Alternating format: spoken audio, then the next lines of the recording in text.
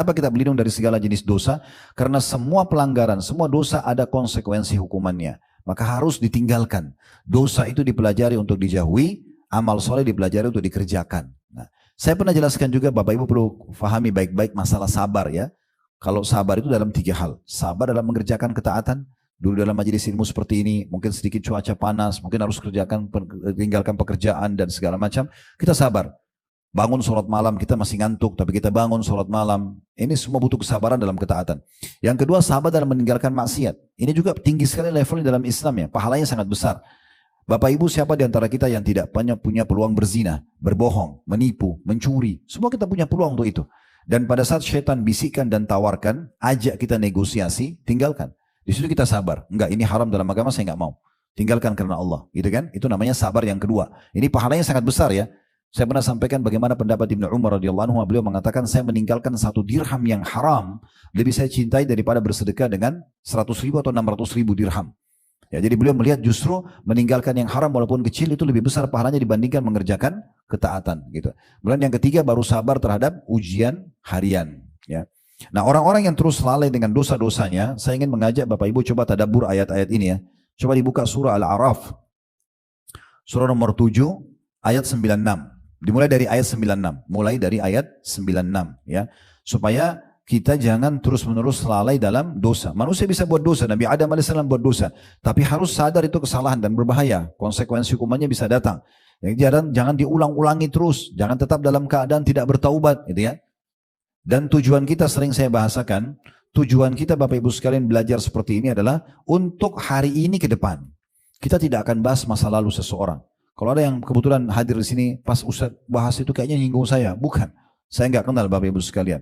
Tetapi yang kita singgung, kita sedang ingatkan adalah hukum Allah Subhanahu wa Ta'ala. Supaya mulai sekarang ke depannya kita terus menerapkan dalam hidup kita. Sekali lagi surah Al-A'raf kita buka. Tadabburi beberapa ayat. Surah nomor 7 ayatnya mulai 96. Saya akan bacakan. Walau anna ahlal qura amanu wattaqaw la fatahna alaihim barakati minas samai wal ardi walakin kazzabu fa akhadnahum bima kanu yaksibun.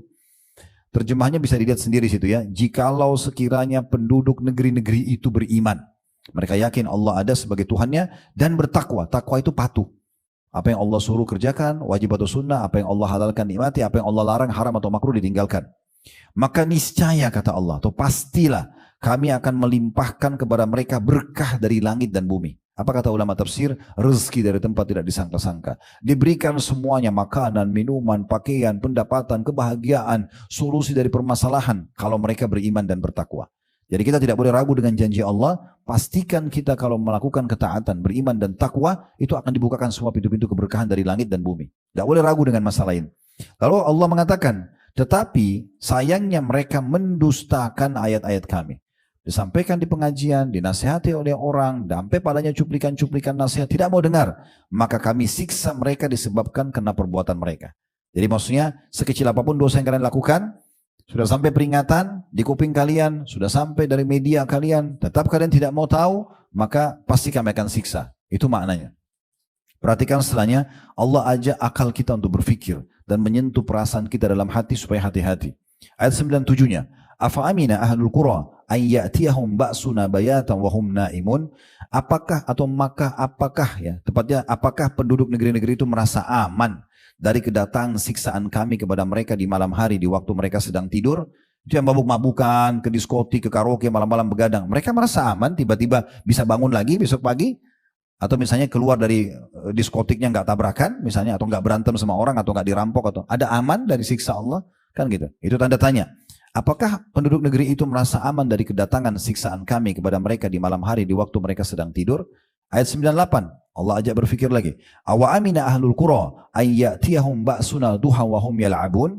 Apakah penduduk negeri itu merasa aman dari kedatangan siksa kami kepada mereka di waktu matahari sepenggalan naik? Kayak kita sekarang siang hari. Apakah mereka merasa aman kena terang, kena ramai terus tidak ada siksa Allah datang? Ya. Maka Allah mengatakan, ketika mereka sedang bermain-main, makan, kumpul sama teman-teman, terus mereka pikir tidak akan datang siksa Allah. Lalu kemudian ayat 99-nya, afa aminu makrallah, fala ya'manu makrallahi illal qawmul khasirun. Maka apakah mereka merasa aman dari azab Allah yang tidak terduga-duga? Tiba-tiba. Tiada yang merasa aman dari azab Allah kecuali orang-orang yang merugi. kecuali orang-orang yang merugi. Jadi jangan pernah merasa aman dari dosa. Makanya Nabi SAW berlindung di dalam potongan bahasan kita ini dari segala macam dosa, gitu ya.